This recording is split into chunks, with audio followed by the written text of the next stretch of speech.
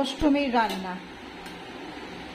দুপুরবেলায় আমরা সাবুর খিচুড়ি খেয়েছি, কেননা পুজো দিয়ে আসতে আর সন্ধি পুজো দেখে আস্তে আস্তে অনেকটা বেলা হয়ে গেছে, ওই জন্য সাবুর খিচুড়ি খেয়ে নিয়েছি তিনজনে।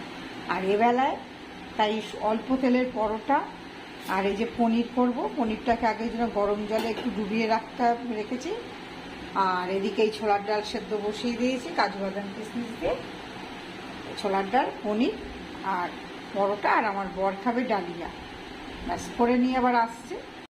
ছোলার ডাল প্রায় হয়েই এসছে, আরেকটু হবে। ছোলার ডাল তো একটু বেশ বসা বসা হলে ভালো লাগে, আর পরোটা বা লুচির সাথে খেতে, ওর জন্য এই হয়েই এসছে, আর একটুখানি হবে। আর এদিকে পনিরও রেডি, আটাও মাখা হয়ে গেছে। আর পরোটাটা করে নেব, নিয়ে এইবারে আমরা রাতের খাবার খেয়ে নেব।